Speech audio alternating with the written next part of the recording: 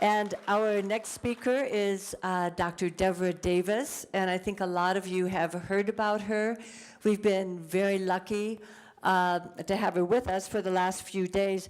Dr. Davis has a pedigree that you won't believe. Her 30-page CV is replete with books and publications. She has a PhD, 2 masters, a bachelor's, but she's been doing this work in epidemiology and human and environmental health for 40 years. And she has 3 books for sale here. Garth, you know, the only independent bookseller we have in Missoula, Montana, has brought a lot of books here today. Please go by and visit his stand. And we're hoping that Deborah might be available for some book signing. Her first book was When Smoke Ran Like Water. Her second book, The Secret War on Cancer, is a must-read for everyone. Her third book that just came out a few months ago, Disconnect, The Truth About Cell Phones. And Garth has them all for sale. They are unbelievable. And Deborah is an incredible storyteller. So when you read her books, you connect with the people like you, people like me, who have been adversely impacted. And so she's able to tell stories and lead us through the science in a way that we can understand. And we're very lucky to have her here today. She's wanted all over. She agreed to come to our little Missoula, Montana. And as she's getting ready, I do want to point out Rick Bass. Please stand up, Rick, and honor him. An incredible journalist, an incredible book writer who has forsaken fame and fortune to tell the truth about the environment. A very important book we have out there is The Heart of the Monster, and it's about the tar sands and the corridor. It's a book that we all must read, and Rick is going to be here at noon for book signing. So to have a book that is signed by Rick Bass, that is a fortune. So please take advantage of that. And Deborah, are you ready? Yes. Okay, great. So a big welcoming hand to Deborah Davis. Thank you so much.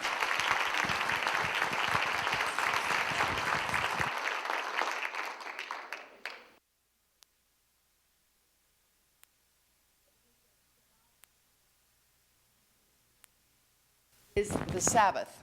And now, of course, in our modern lives, the very concept of Sabbath seems a bit foreign, particularly for those of us who are living wired existences. And I've made the decision that the trade-off for me is if I use these wires from time to time, I can reach more people. But there also is a time to disconnect. There's also a time for us to center ourselves in our hearts and minds and our souls. And I want to share with you, with the wonderful words of inspiration and faith that we heard earlier, some thoughts about what Sabbath means and about what our relationship to the earth really means, given the importance of this community and what you all are doing here. I came to Missoula, Montana because I also love the land. And I have loved some of the people here whom I've known who've done wonderful things, and I'm learning and developing new friends as well. But I would share with you that the Hebrew word for land is Adamah, Adamah. And the Hebrew word for human, for man, is Adam. So our relationship to the land in the Hebrew language would be made more clear if in English we called people earthlings. We come from and we go back to the earth, and we are commanded to be stewards of the earth. And again, the Hebrew word for stewardship can be v'yirdu or v'yardu. And the way the word is read, it can either mean dominion or it can mean protector and steward. And obviously, those of us here today understand that we must be stewards and protectors, guardians of the earth and all that's on it. And we've lost touch with that. So I stand here today as someone who enjoys the Sabbath in the traditional way, and I'm sharing this Sabbath with you because it gives me an opportunity to tell you about some of the work that I've done. I would ask you to turn off your cell phones, and I would encourage you to take them off of your body if you must keep them on and on vibrate, and you'll understand why by the time I finish my talk today. The secret history of the war on cancer. What's the secret? Well, the secret is that the war on cancer gets started fighting the disease and ignoring the things that were then known to cause it. And it's amazing how long we've been focusing on finding and treating the disease and how little effort has gone into preventing it. And that is why it's so important that this conference is taking place. And it's so important that you all recognize the power that you have working together to make things happen, as indeed you are making things happen. The secret history of the war on cancer is based on the need to learn from our past. This is a statement really from hundreds of years ago. But if you want to make the future different from the past, you must study the past. You must learn from it. We are not condemned to repeat past mistakes. Trend is not destiny. Trend can be a warning. And we have to look at the trends, we have to look at the patterns to learn from them.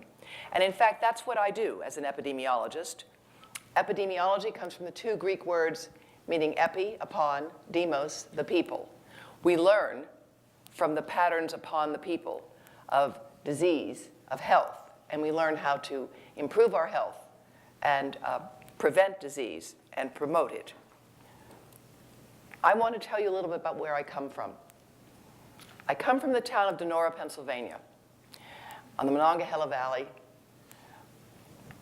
in a valley kind of like Missoula, with a river running through it, prone to inversions of air pollution. And this picture shows you the smoke that meant that people came to Donora because they liked the jobs and the money. And they understood that if there was smoke, it meant prosperity. And back then, people didn't think about what it meant for their lungs and their bodies. These are the hills across from the zinc plant. And this was the plant. This is what it looked like on a typical day. This is the cemetery where the graves washed out of the ground. And they thought they hadn't been put in there firmly enough. They didn't really recognize the fact was that no grass would grow because of the plumes of toxic metals that rained upon all of the area. When I was a kid, we used to play kickball. And kickball, I learned later, is a working class kid sport. You play games without equipment. Nowadays, all our kids come with armor, body armor, and all sorts of things. It costs a fortune for them to play hockey and things like that. But when I was a kid, we just took sticks and cans and kicked them. And we would be able, you might not be surprised to hear I was a tomboy. And we would be able to slide to first, second, third, and home because there was no grass on the grounds on which we played. And I loved being able to slide down the hills because no grass grew on it. Only years later did I understand why there was no grass there. And we used to call it Donora measles because you'd go outside and you see this. This is just a typical thing that we grew up with. Of course, you'd have black spots all over you when you were outside for very long. And that was, again, just the Donora measles. This is what it looked like at noon in Pittsburgh, Pennsylvania. Noon, right? And people became accustomed to this, accustomed to it. This is Pittsburgh, Pennsylvania. We had come through that tunnel, and my grandmother, who developed heart disease in her 50s, we'd always, of course, close up the windows. We somehow knew enough that you didn't want to have windows open when you're going through a tunnel. Of course, it's full of carbon monoxide and Lord knows what else. And this is what it looked like when you'd be coming out to the big city of Pittsburgh into this nice, thick, gray smog and fog. When I was growing up in Donora, it was a lovely place. It was the kind of town where a 3-year-old could run away from home, and every time he'd be brought back home because everybody knew who belonged to everybody else. It was a wonderful place to grow up in that regard. You could never be late, though. You could never be late because the whistles from the mill always told you what time it was. When it was 7 o'clock, when it was 1 o'clock, when the shifts changed, the whistles would blow. We learned to sleep through the whistles in the middle of the night. And the trains went right through the town. I went away to school when I was young, and I came back, and I said to my mother, "Mom, was there another town called Donora?" Because I'd read in a book at school that a town named Donora was polluted. And I learned later that in one 24-hour period, 20 people dropped dead. 20 people dropped dead from air pollution in my hometown. My mother got kind of quiet and defensive, and she said, well, you remember how we used to drive with the lights on in the afternoon? And I said, yeah. She said, well, I guess today they'd call that pollution. But back then it was just a living. And that's just the way it was. And when children grow up, as they do in Mexico City, with brown skies, and they paint sky brown, children in Mexico City paint the sky brown, because that's what they learned, that's what they see, that's what is normal.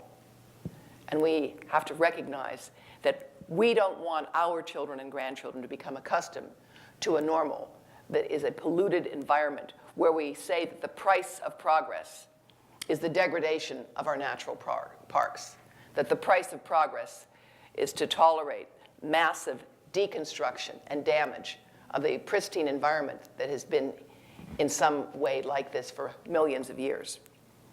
But growing up in Donora, I had no idea. There were two things people didn't talk about. One was pollution.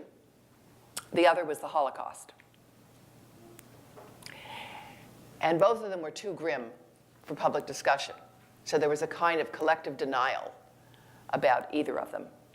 Later, of course, it became important to understand them.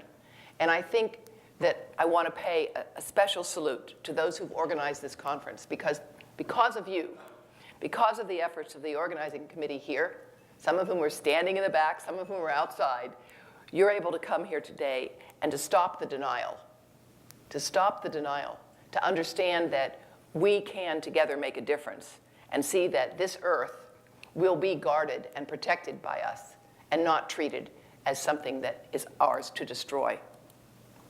This is what it looked like. You see the topology of Donora, the river around the Horseshoe Bend. The hills were just about 600 feet higher. This is where people died, just within a half a mile of the zinc plant. I made this map with the X's on it, but the map itself was drawn by a public health expert simply to document what it looked like. And it looks kind of pretty, but these are barren hills. Nothing grew on lots of these areas, and it was just accepted as the way it had to be. That's my father, right there, little baby. Family owned a dry cleaning shop. Hardworking immigrants, my grandparents. My grandfather was a tailor. It might not surprise some of you to know that my father became a drill sergeant. And he was a pretty tough guy.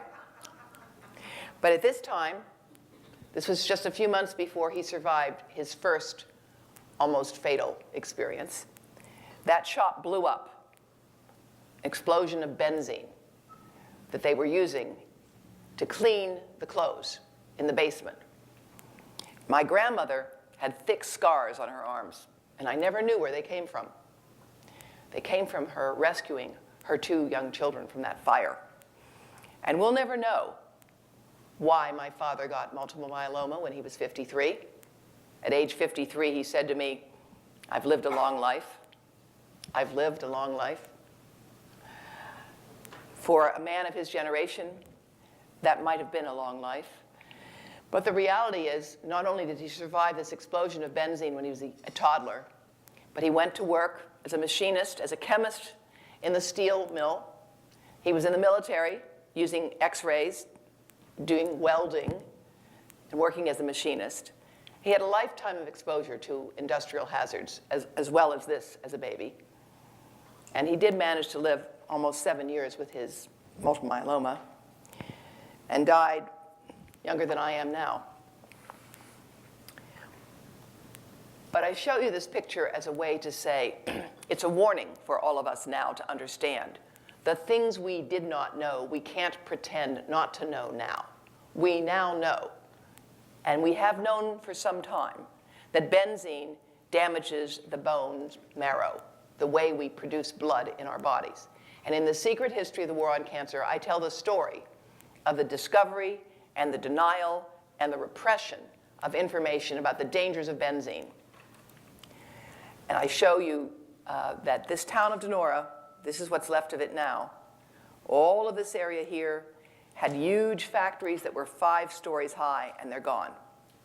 All that's left is the topography, and now you can see it's green. It's green, and things are growing here. But when I was growing up, there were huge ditches and gullies, and nothing grew there at all. We now understand why that happened, and we have an obligation to see that it doesn't happen to the rest of the world.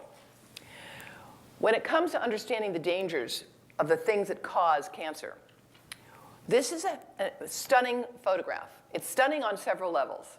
This is the first X-ray ever taken, November 8th, 1895. And this X-ray image appeared in newspapers around the world within a month. Within a month. It was recognized by the inventors and by the news media as such an important development. Long before the internet, this made it around the world by the mail. The woman whose ring is shown there, Frau Bertha Röntgen, called this a death ray. She instinctively was concerned about it. Her bedroom was right below the laboratory where this work went on. She never had children. And her husband, Wilhelm Conrad Röntgen, is credited with discovering the invention of X-rays. But it was instinctively understood that this could be dangerous by some people at the time it was discovered. In fact, Clarence Daly worked with Thomas Edison doing research on X-rays. And he did that research starting within a year of the invention of X-rays. People would hold X-ray parties in salons in Japan, in Tokyo, in Paris, and they'd stand in front of the machines and see their bodies move, right? There were those who said, wait a minute, what are we doing? And within a few years, it was apparent. Clarence Daly ultimately died of radiation poisoning. Thomas Edison refused to ever have an X-ray himself. After, Madame Curie, 2-time Nobel laureate for her work with radiation, her notebooks were too hot to handle. They were so radioactive. She and her husband, with whom she shared one Nobel, developed radiation-induced sickness. She died of a form of what we now understand to be leukemia, induced by her research. So the dangers of high doses of radiation were known almost from the time it was discovered. And yet, we have ignored that fact until very recently, and I'm going to share with you now the American College of Radiology's warnings about this. The Secret History of the War on Cancer reveals that in 1936, the world's leading scientists already understood these things caused cancer. Hormones clearly can increase the risk of cancer, and that was known then. X-rays, sunlight, coal tars, benzene. Benzene was understood to be toxic to the bone marrow in the 19th century. In the 19th century. Cobalt, uranium mining dust. Mining was understood to be very dangerous. Not only physically dangerous, it still is one of the most dangerous professions in the world, as is farming, but also that the dusts themselves could cause crippling lung diseases of varying sorts, some of which we now know were in fact early cases of lung cancer that were not diagnosed as cancer. These are stunning images taken from this book that I used in The Secret History of the War on Cancer. And these pictures were drawn by the laboratory workers of Ángel Honorio Roffo in Buenos Aires. He had the Institute for Tobacco Research in 1930. In 1930, the dangers of tobacco were understood in the scientific community in many different nations. In Japan, in Buenos Aires, in Germany. And I tell the story in The Secret History of the War on Cancer that the first case control study to document that lung cancer was increased by tobacco did not occur in 1955 in the Journal of the American Medical Association, as is commonly reported by the American Cancer Society today. No, it occurred in 1939 in Germany as a result of the Nazi Institute for Research on Tobacco. And this is one of these inconvenient truths that we prefer to ignore, because what it tells us is that when it comes to information about the causes of cancer, who is the source of that information is as important as what the information has told us. And there has been a willing suspension of disbelief, a rejection of data if it's inconvenient, and whether the topic is global warming or cancer in the environment or cell phones and health, the burden of proof on those who present evidence of concern, of harm, of danger is very, very high when you are dealing with highly profitable industries. And that situation has become worse over time, as you will see in my remaining remarks. The interesting thing about these drawings, these tumors growing out of the heads of rats, is that the researchers doing this work also noted that the younger the rats when they were exposed, and if they added not just sunlight, but sunlight and coal tar, the faster the tumors would grow. So this rediscovery of the vulnerability of the young to carcinogens, to endocrine disruptors, there's nothing new about this. It's common sense. Isn't that why we try to take better care of our babies? At least until they're born. Now, this is another part of the chapter of The Secret History of the War on Cancer that is not widely known, and that is the very close connection that the American Cancer Society had with the tobacco industry.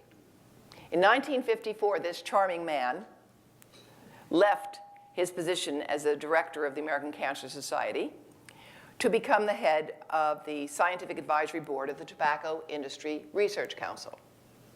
And in that position, he dispensed millions of dollars throughout the world to some of the top scientists at Harvard, at Princeton, at Yale, at Royal College, at London, all over the world. And that work fueled scientific doubt, created uncertainty, manufactured questions in the public mind. And there were legitimate scientific questions about the nature of tobacco and its impact on the body. There still are. We still do not understand exactly why it is that early smoking increases the risk of breast cancer in young women and may not have an effect on the risk of breast cancer in older women. We still do not understand the relationship of smoking to things like Parkinson's, where it might even be protective. There are important research questions still about tobacco and health. But the existence of uncertainty has been used by the tobacco industry and many other industries, as I will make clear in the remainder of my talk today. The existence of that uncertainty has been used like a cross to the vampire. We are uncertain, and therefore let's do nothing, and let's continue as we are. This is part of the advertising campaigns that made it attractive for women to smoke. Reach for a Lucky instead of a sweet. You'll never miss sweets that make you fat. That was the commercial, right? In fact, this capitalized on the well-known, nearly universal interest of women in being slim and trim. And of course, the sugar industry fought back with ads about how sugar was good for you. And they said tobacco could be bad for you. These ads appeared in the Journal of the American Medical Association in the 1960s. Now, the thing about these ads that's really interesting is that there were major amounts of smokers in the medical community. Surgical conventions into the 1960s were full of smoke. Remember, 1964, the Surgeon General's report comes out recommending that people stop smoking as much, saying that smoking was bad for you. Now, my contention, and I show this in The Secret History of the War on Cancer, is that we could have taken action against smoking in the 1950s. The science was there. What was not there was the political will. The addiction to tobacco, for many people, is physiological. It still is. Something like close to half of those who smoke today have some form of mental health problem. Almost half of those who smoke today For them, smoking is a form of self-medication for psychiatric issues. And many of them are lower class, fighting other problems of life as well. But back then, it was actually argued by doctors that smoking could be good for you. And there was a very interesting phenomenon that happened. The filtered cigarettes were first touted as being really protective. Micronite filters, they were going to protect you. Because it was acknowledged by the tobacco industry, well, we can't really deny that tobacco is bad for you, so let's put a filter on it. In fact, we now know that these filters worked really well. They took the taste away, and some of them took the nicotine away, and as a result, they changed the nature of the filters so that they looked like they filtered, but didn't really get out the nicotine which you needed for the addictive properties. The hope for the war on cancer, I want you to look at the date of this. Fresh Hope on Cancer, May 5th, 1958, right? The man who sent me this, that was his aunt. They literally burned a donut hole through her body in order to wipe out the cervical cancer that had spread. Literally, there were patients who had that much radiation burn that it went right through her. She was a young woman. I document in my book that this death and many others could have been avoided because the Pap smear, which does save lives, because it detects changes in the cervix that occur early enough that if you remove those changes, cancer does not develop. It's one of the real public health successes, the Pap smear. The Pap smear was actually invented in the 1920s. It was shown to save lives in 1942, but it was not put into use until the late 1950s. And as a result, millions of women died unnecessarily from cervix cancer. What were the reasons for the delay? Well, I'm going to show you some of the consequences and talk about the reasons in a moment. This is the level of cervix cancer in these areas, Finland, Puerto Rico, Canada, in the 1960s, or this baseline year. And this is the incidence in the 1980s. And you see in all cases it's dropped by between 50% and more, all right? The implementation of the Pap smear saved lives. You see it, it's right here. But look at this.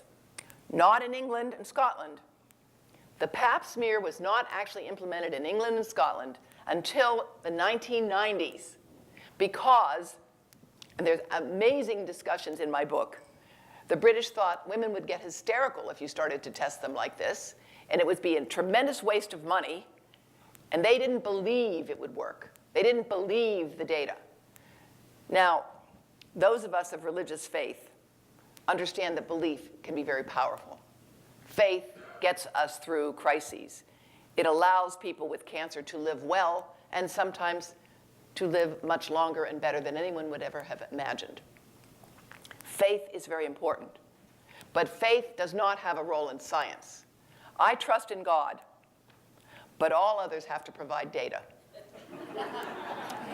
And in this situation, the refusal of the British medical establishment to accept the data was a big part of the problem. In the United States, the delays in implementing the Pap smear were, in fact, due to the fact that there was a serious discussion at the highest levels of the American Cancer Society that if you put the Pap smear into implementation, you would lead to socialized medicine because it meant tests would be done and slides would be sent out of doctors' offices to be read by women who were not doctors, and you would be ruining the quality of medicine and socializing it because no longer would the doctor be the king, and usually it was the king, of the medical system, because you would be giving power away to people who could read pathology slides. And that would lead to socialism in medicine. Now, it's interesting, for those of you interested in healthcare reform, that the term socialism in medicine has never been used by socialists.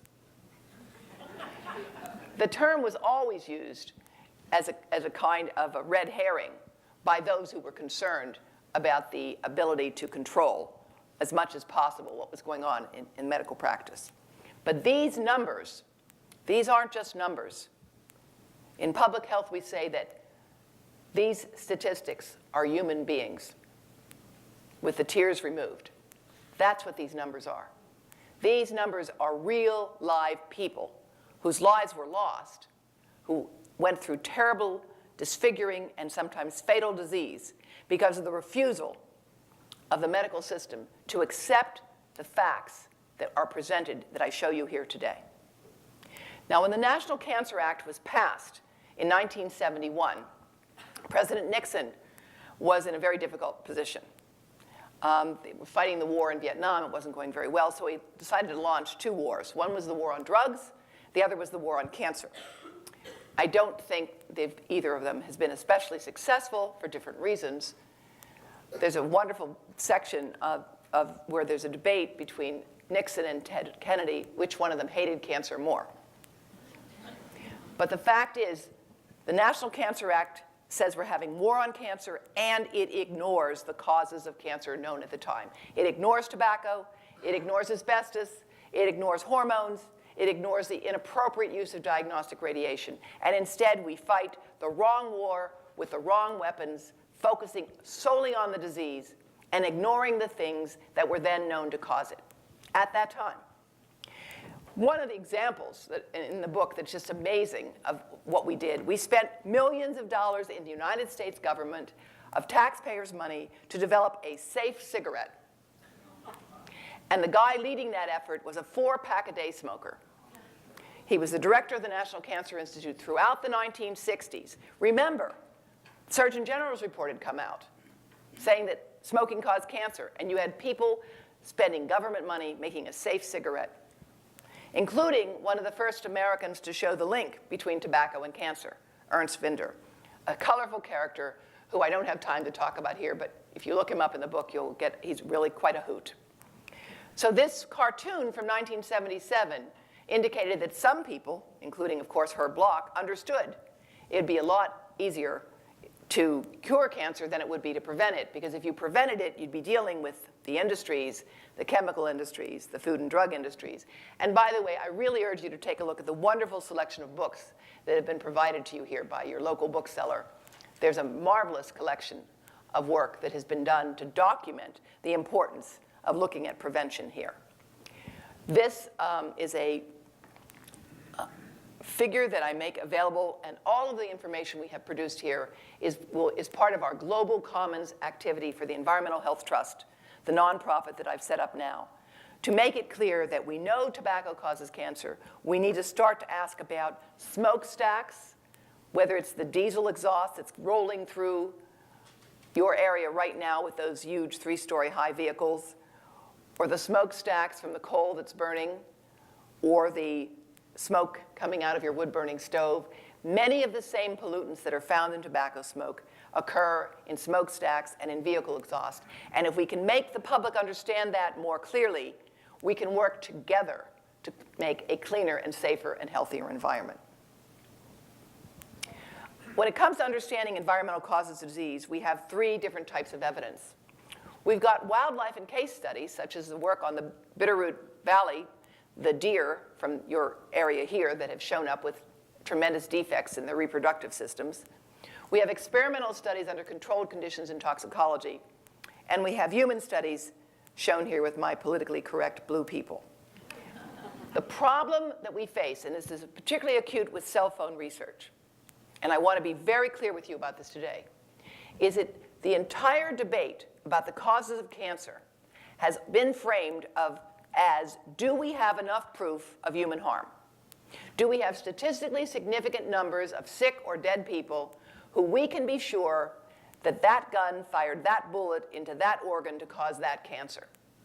And as someone who has spent most of my career as an epidemiologist, I'm here to tell you that relying on epidemiology to determine public policy is wrong, because it means we are waiting for the body count. And we must do a better job of preventing harm by looking at information that we get from wildlife and toxicology in order to understand the risks, control them, and reduce them. If we insist on proof of human harm, in the case of cell phones and health, we will be condemning our grandchildren to global epidemics of neurodegenerative disease and possibly brain cancer. And that is why I am no longer a full-time academic. I am a full-time public health, nonprofit advocate working on this issue, working with mayors across this nation and across the world to give people the right to know about the things they can do to protect themselves. We have to rely on models because we can't always wait. And in the case of cancer, waiting means condemning people to enormous risks.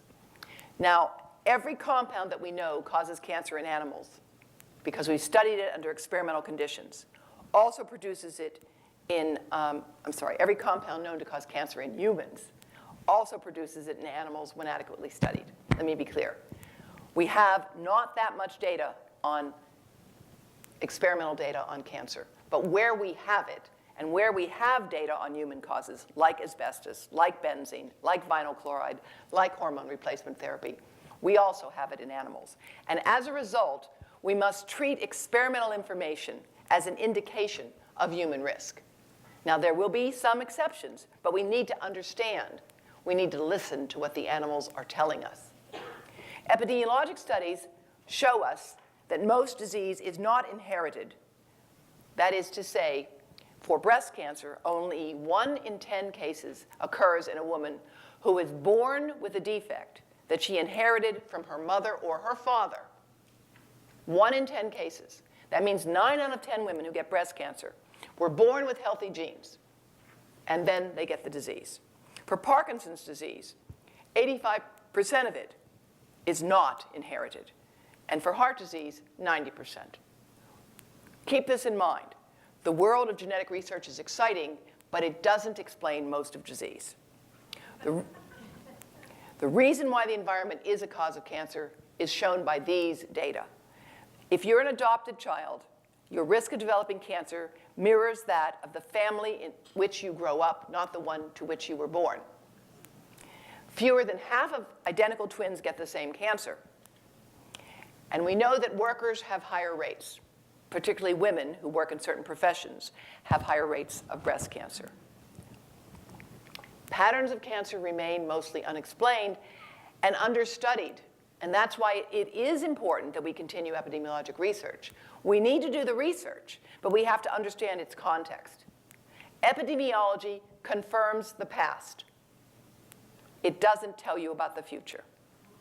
Epidemiology documents, when it's well done, past exposures in order that we can learn how to make the future better. But we should not ever insist on epidemiologic proof before taking preventive policies. As an example, a stunning example of why we know the importance of the environment, these are taken from 2 identical twins. Remember, monozygotic twins, they come from 1 egg that splits into 2 at conception. At fertilization, you get this 1 egg. It splits into 2 parts. Okay? It's as close to a clone as we have in human nature, right? These identical twins, this fluorescence color tells you the oncogenes and tumor suppressor genes and patterns of methylation, but the important thing to see here is that they look close to identical at age 3. Look at the top and bottom ones. Almost identical. At age 50, the top and the bottom don't even look like they're related to each other. This is very powerful evidence that genes give us the gun, but the environment pulls the trigger. It's the environment interaction with our genes that is important. And the exciting field of epigenetics is now telling us that you can even have cancer develop without direct mutation. It can affect the ability of repair processes to occur. This is very powerful experimental work developed in the Scandinavian countries. Now, I'm going to briefly just mention some of the uses of asbestos because you will be seeing that very powerful film that's been done and hearing from a wonderful panel today. But just to understand, asbestos is not banned in the United States today. These are some of the uses that continue, some of the uses where asbestos is, unfortunately, forever. Once it's out there, it's hard to take it back. It is unfortunately, a natural experiment that we've been conducting on ourselves. These are some of the diseases that have been confirmed because epidemiologists have confirmed them in people from asbestos exposure, and they range from lung cancer to ovarian cancer to the relatively rare and crippling cancer called mesothelioma.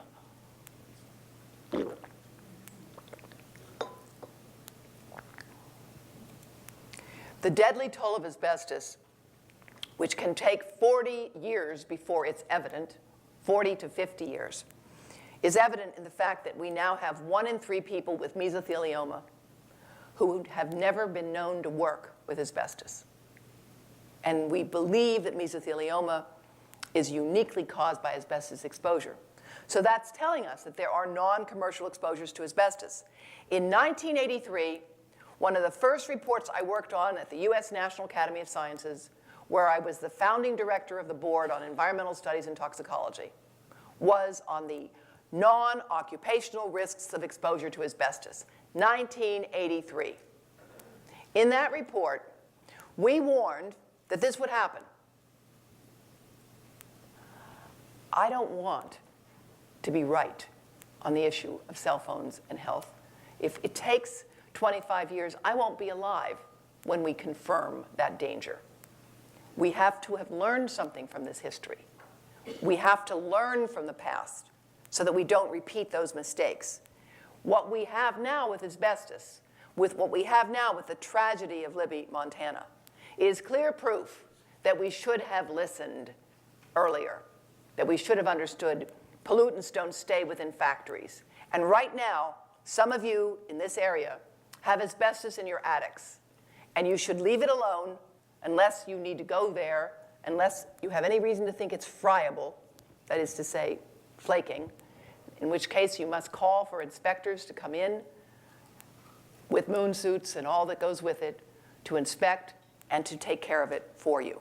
Because just getting your Christmas lights out of your attic can put you at risk of a crippling disease 40 years later. I'm going to skip over these in the interest of time, but just to give you some images of, this is Google Maps.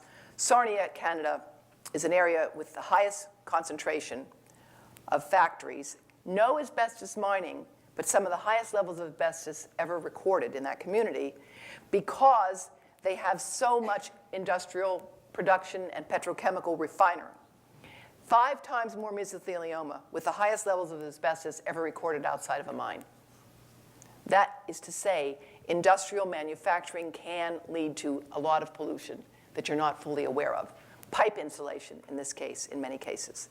This is an example of a woman who developed an asbestos-related disease from being a hairdresser, who brushed the hair of people who worked with asbestos. The clubbing in her fingers, those long fingers, that's a sign of pulmonary insufficiency. Her lungs are not getting enough oxygen to her body, and for reasons I can't fully explain, there's a deformity in the finger called clubbing that occurs. These are just a stunning series of pictures of people working with asbestos in Brazil and India. And you can see the lack of protection. Asbestos has fibers that are 50 times smaller than a human hair. So if you are working with asbestos in bags like this, and you can't even see it's in the air, it can get through your skin into your body. These are the typical ways that it's transported, roofing cement in Brazil. And once it's there, it's very difficult. If it's intact, if it's in siding, if it's in material that's absolutely encapsulated, leave it alone. But if it's in the thin, friable insulation, it needs to be inspected and may need to be remediated. These are some of the worst examples. That's decaying asbestos. You can see that that stuff's just falling apart. Broken asbestos sheets and roofs. It's a common sight in India. And right now, the Canadians are exporting asbestos death to India. 30% of all the asbestos in India comes from Canada. And there's a movement of the Canadian Medical Association, the Canadian Public Health Association, the World Health Organization, even the World Bank is calling for this to stop. You can see there's no protection here. And there you can see the friable, decaying materials. The global ban on asbestos has been called for close to 10 years now. And the reason it has not succeeded is simply the economic power of a small group of people. In Canada, and unfortunately, the governments of Russia and China, Iran, governments that I think we don't want to be associated with in many ways, are advocating and continuing to produce asbestos. This is a woman who lost 3 sisters and both her parents to mesothelioma, and her only exposure was as a child playing in the attic with zonolite insulation, which may be in your homes now. 30 million US homes are insulated with zonolite containing tremolite asbestos fibers. And EPA tried under Christy Todd Whitman, and you will hear more about this, to ban asbestos, to at least inform people about this. And you can find this if you know how to look for it on EPA's website, but most people don't know how to do that. The point is, the residential risks, the non-occupational risks to asbestos, are a 15-fold increased risk of mesothelioma compared to others. And that's what we warned about in 1983. And that's why I wrote my book, The Secret History of the War on Cancer. And that's why I wrote my new book, Disconnect. Because I don't want to see the same things happen here. And we should have learned from the past so that we do not continue to live out the same pattern of death and disease. And only when we have enough of it do we finally act to reduce it. Yet another woman who died at age 26. And again, her only exposure was walking past a contaminated work site to school and playing there. Now, you may be surprised to see him here, but I just want to share with you an example of how strange the world of toxic chemicals has been. Donald Rumsfeld was hired to be the CEO of Searle Manufacturing Company after his first stint as defense secretary. Now, he was not hired for his expertise in pharmaceuticals. He was hired for his access to power. And right after Ronald Reagan was sworn in, within 5 days, this company filed for approval of aspartame. Every scientific group that had ever reviewed the evidence on aspartame prior to that had said, it looks dangerous, we don't have enough data, go back and do more research, we can't say that it's safe, it looks like it could be a problem. Every single group of scientists ever reviewing the data on aspartame had concluded that. Searle put forward an application for approval of aspartame without any new data. You understand? No new scientific data were provided. None. Approval was granted within 5 months. This is what you need to look at. Studies published recently have shown that prenatal exposure to aspartame, and aspartame is NutraSweet. Aspartame is was one of the most widely used artificial sweeteners. All right, thank you for asking. And this study of the US was done by one of the world's leading cancer researchers, and what it shows is this is the amount of tumors found with prenatal exposure to aspartame. And then if you let the animals live out their full lifetimes, you see an even greater growth in the tumors that occurs if you let them live more than 2 years. Why is this important? Because most of us don't die when we're 60 anymore. And the animal model for research has been to sacrifice, to kill animals at 2 years. If you let them live out their natural lifetime, many more tumors will occur when they get older.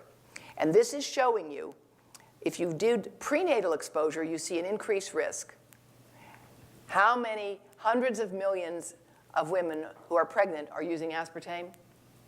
There's more than 1,000 approved uses of NutraSweet and aspartame today. You don't even know it's on dental floss. Now, I'm not telling you dental floss is causing cancer. In fact, it prevents other problems.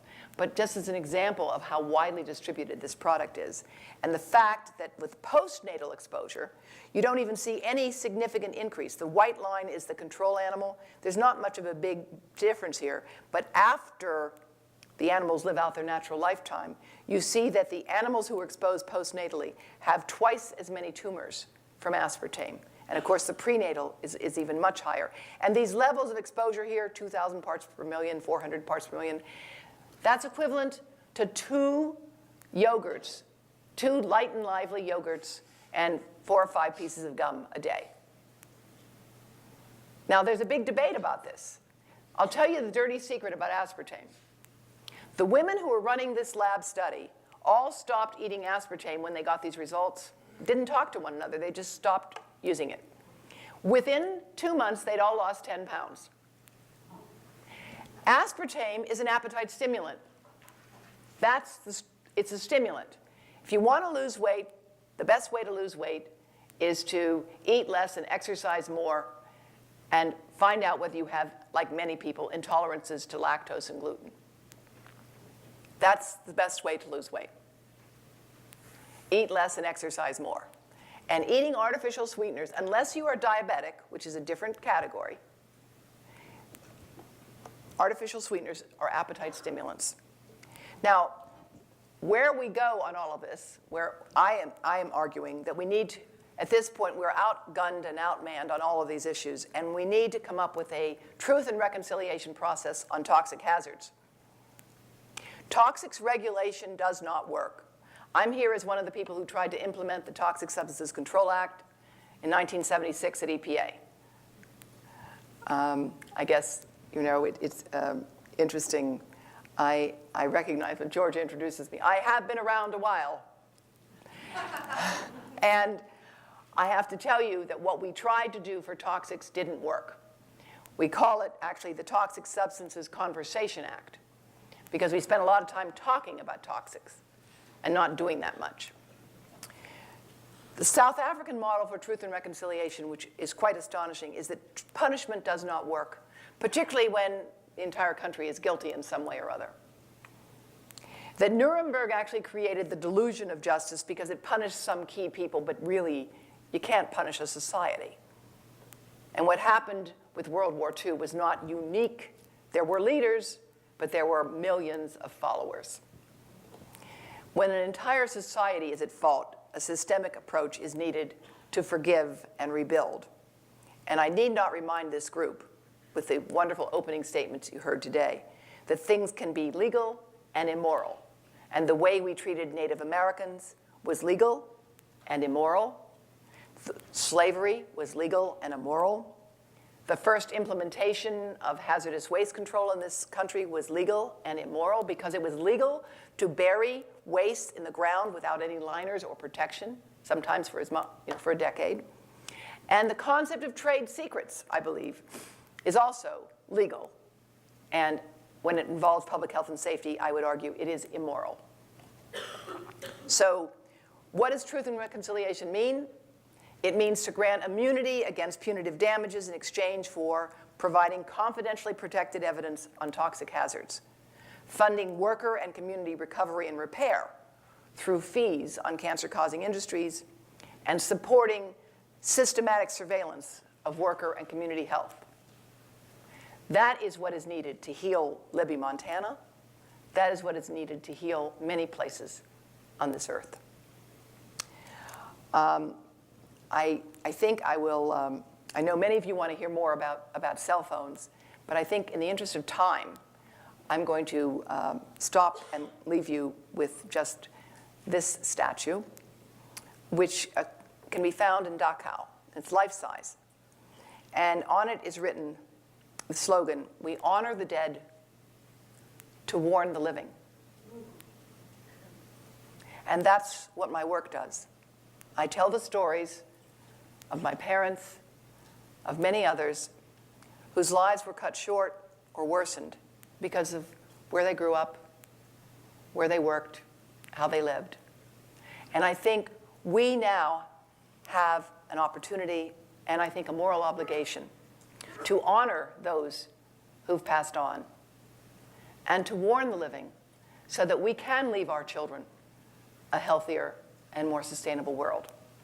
And I'll be happy to talk more about the cell phone issue in our question and answer session. Georgia? Go ahead and take a few minutes to I can? the cell phone topic. All right, well, let me do that.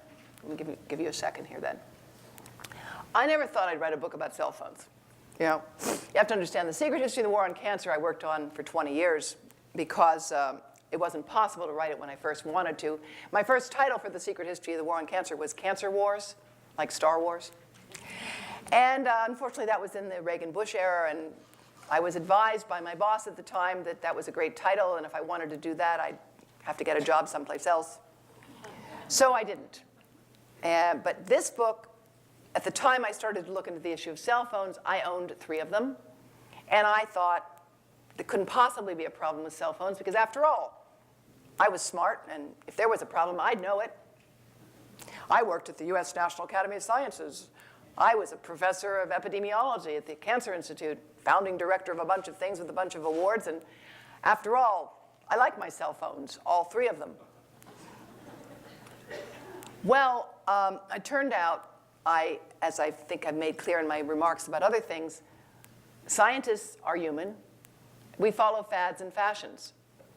And sometimes what we want to believe turns out to be wrong, but the burden of accepting that what we think is wrong is very, very steep, particularly when you've got a highly profitable industry. And in this case, one that is very closely tied with environmental groups, as well as with government on all sides. So I began to look into the issue, and the first thing I found was that the British government, in the year 2000, had issued a report chaired by Sir William Stewart, who was the president of the British Association for the Advancement of Science. I thought, well, you know, that was a little strange, but the British are a little eccentric, and their report said children should not use cell phones. That was in 2000. And I thought, well, this is strange. Why didn't I know that? You know, there is a kind of arrogance of science, and it's particularly, I think, American scientists. And then I looked into what Sir William Stewart's own background was. I recently met with people who work with him in England. He'd been the head of the British Chemical Biological Weapons Program and Margaret Thatcher's chief science advisor. So I thought, I began to look further, and I found that the Israelis, which is a country that lives and dies by radar, had issued warnings about cell phones on their websites. The Finns, that are also quite sophisticated in developing and selling cell phone technology, the Finnish Nuclear Regulatory Authority, had also issued warnings about cell phones. And so I began to realize I didn't know what I was talking about when it came to cell phones and my assumption that they had to be safe. I wanted to believe they were safe. I thought I was really cool because I could keep up with my graduate students on all the new apps. I liked being able to track down my kids. And it was really, I remember the first time we got a cell phone in our family was when our son was driving. He was 17, and it was 2 o'clock in the morning. And my husband and I were sitting there like this, thinking, oh my gosh, what if we had a cell phone? Cell phones have changed our lives for the better. But we've got to be smarter about how we use them. And I've learned there's a lot of information about their dangers. And that's what the book tells you. Now, I'm going to jump right into this because I want to ask, how many people have seen the movie Thank You for Smoking? Oh, good. The rest of you, it's actually a fun, dark comedy. And it's about a guy whose tough job is to get people to smoke. So for social support, he meets once a week with his friends who are selling guns and alcohol. And they commiserate on the difficulties they have. They call themselves the Mod Squad for Merchants of Death. And by the end of the movie, they have a new recruit to the cause. And the new recruit are a bunch of guys in suits looking a little uncomfortable. And off camera, a voice says, well, does it cause cancer? Do cell phones cause cancer? And they're all speaking over one another and saying, well, we're not sure, we don't know. And he says, gentlemen, practice these words in front of the mirror. Although we are constantly exploring the subject, currently, there is no direct evidence that links cell phone usage to brain cancer. Have you heard that one? Well, in fact, the types of evidence on cell phones and health are like the types of evidence I showed you before. Experimental work in toxicology, epidemiologic studies, and exposure modeling. I want to show you a little bit, very quickly, of all of that. When the atom bombs dropped in Japan, there was no increase in brain tumors in survivors. None. until 40 years later. It took 40 years before a statistically significant number of people had died of brain cancer. 40 years. Most epidemiologic studies do not find any increase in brain cancer. Most studies define a user of a cell phone as someone who makes one call a week for 6 months. Most studies have studied people who've used a cell phone for 5 years or less.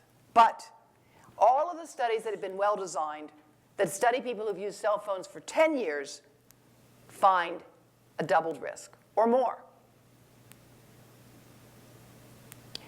If you study smokers, after 10 years, you do not find an increased risk. 10 years of heavy use of cell phone radiation. Most people in this room have not been using a cell phone heavily for 10 years. Anybody? 10 years? Heavy use? Right. All of these data come from Scandinavia and Israel, Finland, countries where people have been using cell phones longer. This is research that has been shown in 7 different countries. Sperm samples taken from healthy young men, split into 2. One sample gets exposed to cell phone radiation, and one does not. Here's the unexposed sample. This is the sperm count. Sperm will die naturally. The sperm that are exposed to cell phone radiation, just like that from your cell phone that sits in most men's pockets today, those sperm die 3 times faster. 3 times faster. And this is a marker of damage to the DNA of those sperm. DNA from the sperm of men exposed to cell phone radiation develops 4 times more evidence of damage on that sperm. And this is not one study. This is a study by Sir John Aitken, a Cambridge University-trained biologist who directs a National Center for Research in Australia. This is research like this has been done by Ashok Agarwal, the director of the Cleveland Clinic's specialty clinic on male reproductive health problems. Similar studies have been developed in Turkey and in Greece. Sperm count is affected by cell phone radiation.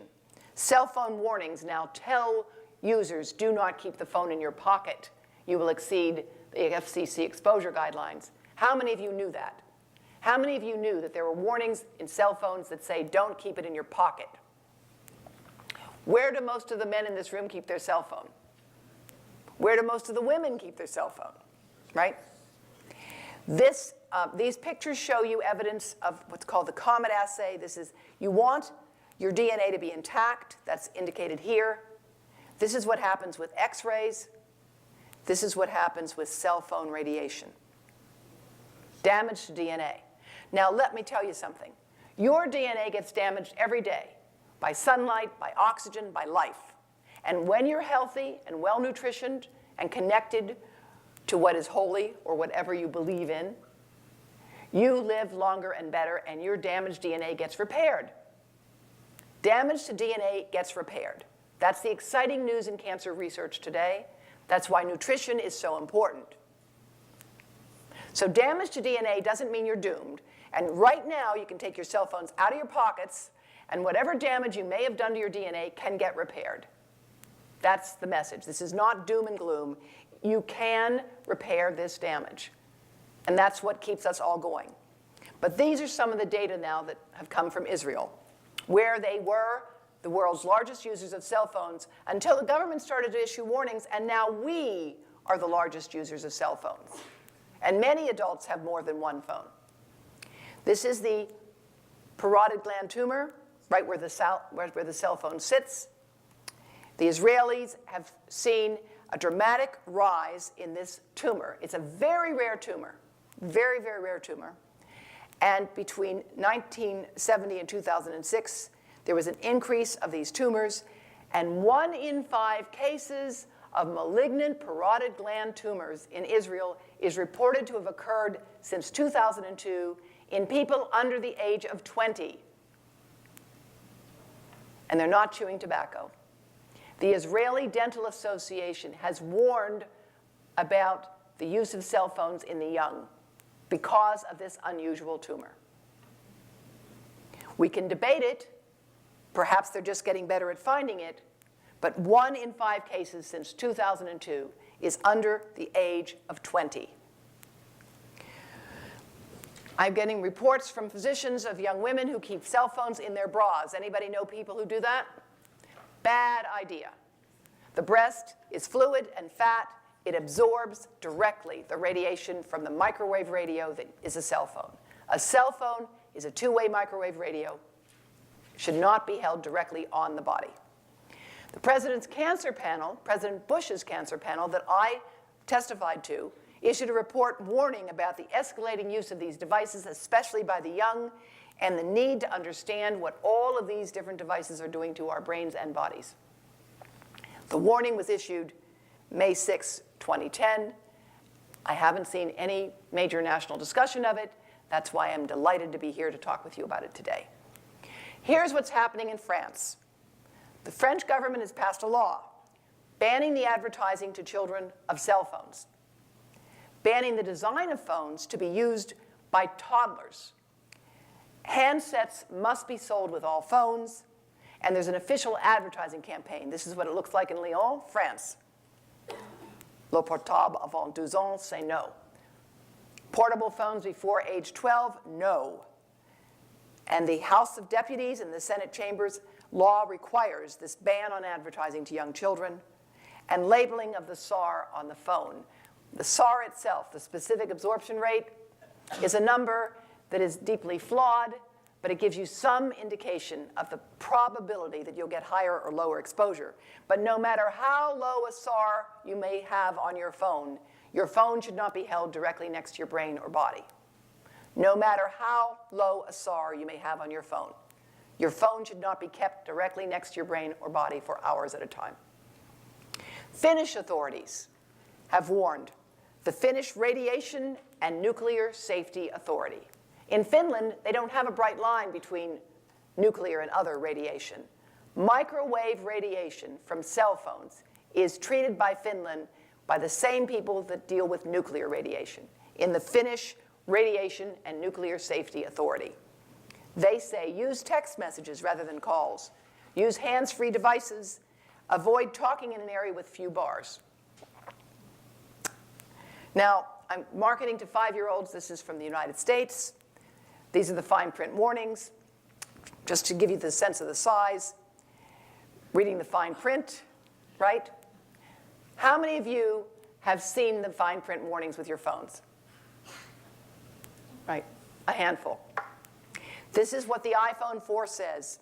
May exceed the FCC exposure guidelines for body-worn operation when carrying the iPhone in your pocket. That's the bottom section there. All of these can be found on our website, these warnings and others. And we're posting the one for the Vocera as well, all right?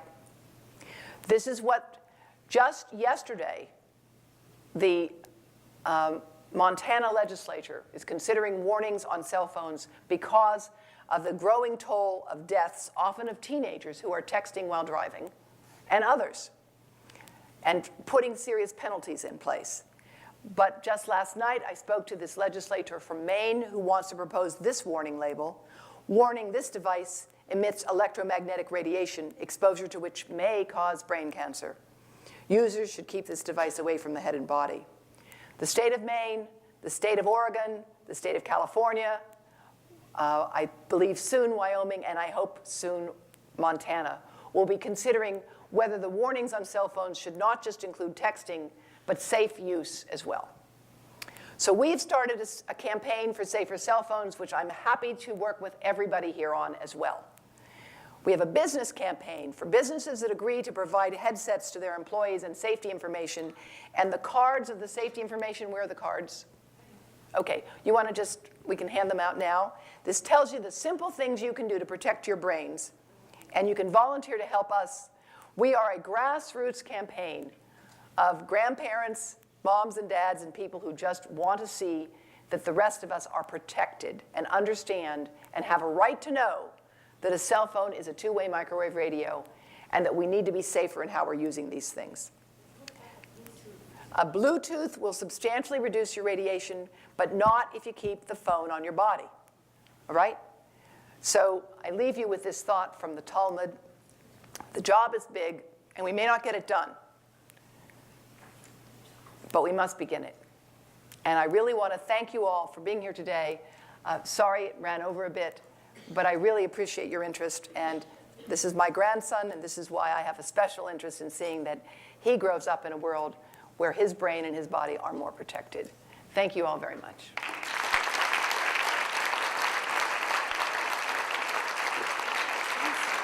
It's up to you. I'm sorry. And also, let's show them where they can get more of those cards. Oh, yeah, I will do that. Oh, Oh, sure, of course. Sure, and I will show them where. I will show you now where you can download these, all these things that we're handing out to you, because we have on our website, and all I would ask is if you do download, this is our website, and you go to downloads, and you go to safety card handout, then you can copy this and hand it out to as many people as you want, and all we ask is that you let us know that you've done it, right? Because this tells you the simple things you can do, and we want to make it available as broadly as possible. And I'm happy to answer questions. Great. Right? And I will also be available to sign books after. All right. Terrific. So are there a few questions? The website is environmentalhealthtrust.org. Let me put that up again. The question is mammograms and thermography. Okay. Okay. Thermography is the use of a technology recognizing the fact that cancer cells, tumors, tend to generate more heat. Thermography can detect tumors, but there is still research underway about how well they detect them. Because when they can detect a tumor with thermography, it tends to be larger. But it is certainly a very important modality to use in addition to others. In 1994, I wrote an editorial in the Journal of the American Medical Association with Susan Love, in which we argued that mammography then had been oversold and understudied. Mammography had been oversold and understudied. We pointed out then that the United States was one of the few countries in the world to encourage screening for women in their 40s with mammograms. We warned then that if you did take women in their 40s who have no symptoms and give them annual mammography screenings, you would create more breast cancer than you would prevent, right? In 1994, we were pilloried. We were really criticized severely. Mammography is a big business. Now, the truth is, and I want to be very clear about this, if anyone is in their 40s and has a symptom, a lump, a pain in their breast, they need to be seen by a health professional. And in my opinion, the best thing a woman can do is to have a good relationship with a health professional, often a nurse practitioner, who conducts a very thorough breast exam that takes so long you wonder whether the person doing it is enjoying themselves. A good breast exam starts like this, standing up, okay? Standing up.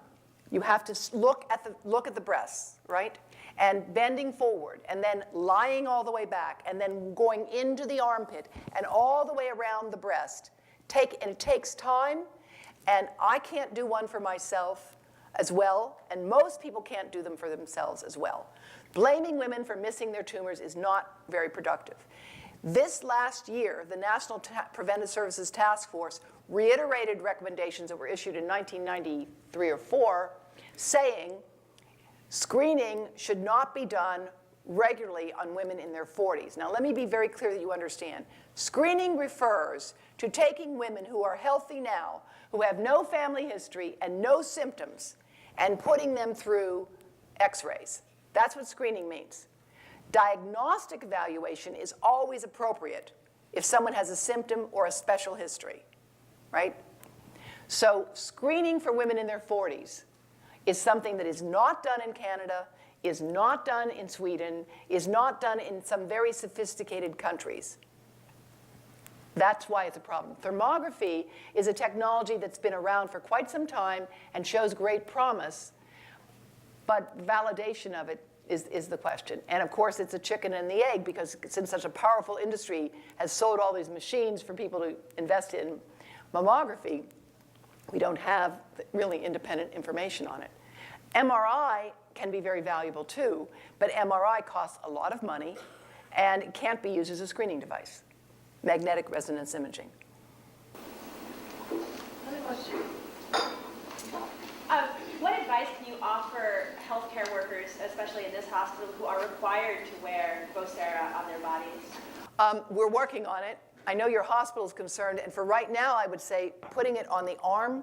You know, you need angiogenesis of the development of cancer requires a lot of blood flow and circulation, right? So looking at those devices, I have a question. Do those devices come with a big holster of some kind, or just a small little clip? Small clip. Just a small clip. And read the directions that come with it, which I just did yesterday. If you're not involved in lifting, I would say clipping it right onto your arm here would be better. And then you could talk into it like Dick Tracy. But I don't think... We need to keep it within about 6 inches. Well, this would be 6 inches. It doesn't have to be 6 inches all the time. It only has to be 6 inches when you're talking, and this would do it. And then it would be away from you the rest of the time. But I think this is a question. I know that officials at the hospital are concerned about it. And I think that there will be a solution. We'll just have to figure it out. What is the device? It is looks like it's a two-way microwave radio device that allows people to be basically on call, that a lot of people wear around their necks, right in between their breasts, which I think, if I read it correctly, and please, is Beth here? Yeah. Okay. Did you see? It says not to do that, doesn't it? I haven't read the hard copy yet. All right. But I believe it says not to do that, and yet many people do. And I would say if you could keep it up on this part at least, but the best part, frankly, would be here or here, and you can just clip it on the outside. And the worst would be right over the heart, right over the breasts. For now, and we'll work on it, right? It's up to you. Dan. I just want to mention one other thing about, my name's Dan Spencer in Environmental Studies, but one other thing about the flip side of also cell phone massive use on that is the production and the health hazards to workers. Some of you may have heard the National Public Radio that China is now the mass producer of this. They just built a factory for 300,000 workers. It's the largest factory in the world. The suicide rates for workers there are astronomical, and the health, the hazardous work conditions producing cell phones is really difficult. So cell phone use is really problematic both for the using end, but also for the production end. Well, Dan, thank you very much for that comment. Just to make sure you all heard that, Dan's talking about the growing public awareness of the dangers to cell phone producing workers. In addition, in my book, I talk about tantalum, which is the mineral that is used in many of these devices that is kind of like a blood diamond in areas of Africa with tremendous ethnic strife where rape is used as an instrument of war. So we need to be aware of these things. And I think, again, public awareness becomes the first step in seeing that we make the world better.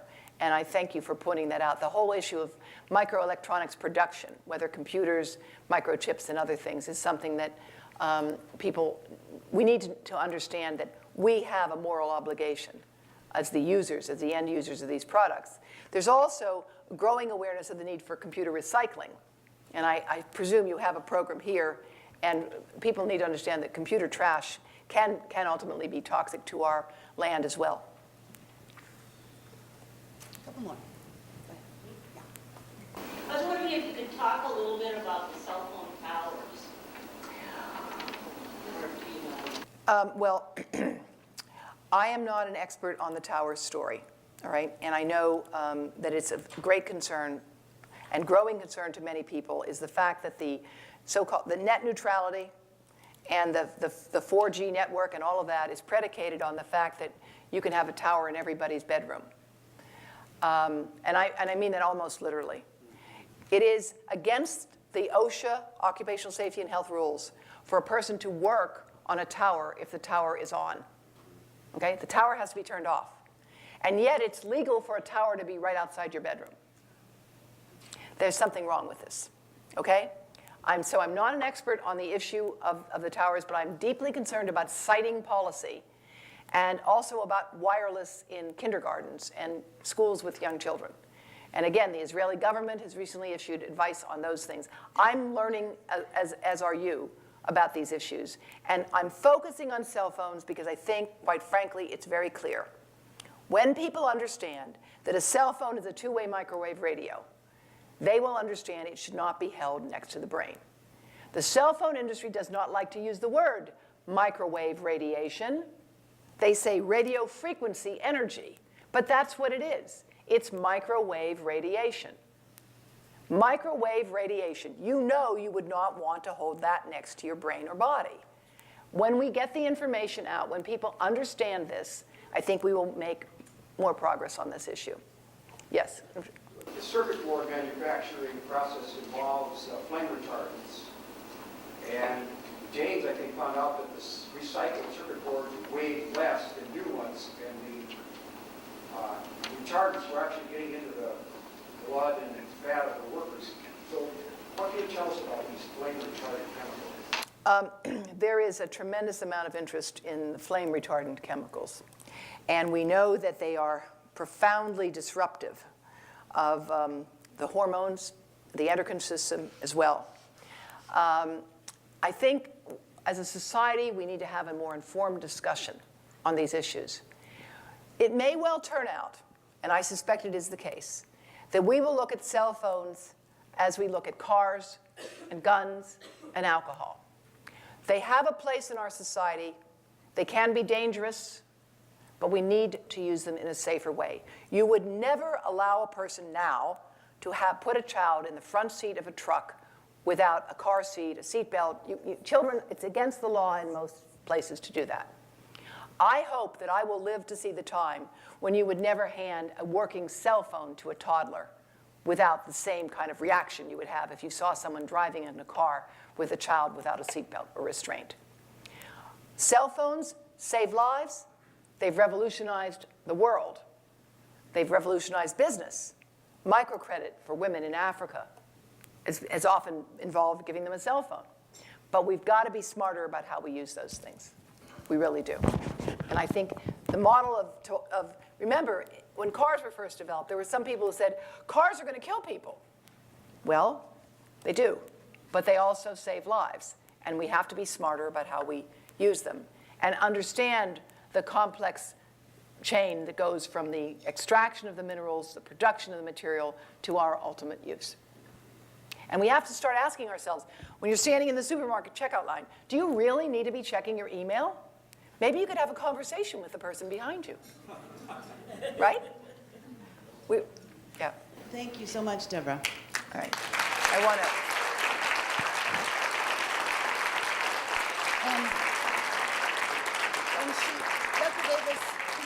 Dr. Davis has generously agreed to sign books.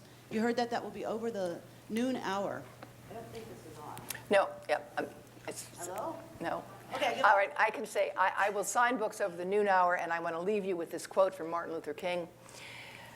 Cowardice asks the question, is it safe? Expediency asks the question, is it politic? But conscience asks the question, is it right? And there comes a time when one must take a position that is neither safe, nor politic, nor popular, but he must do it because conscience tells him it is right. And that's where I am on this issue right now. And thank you very much. Sure.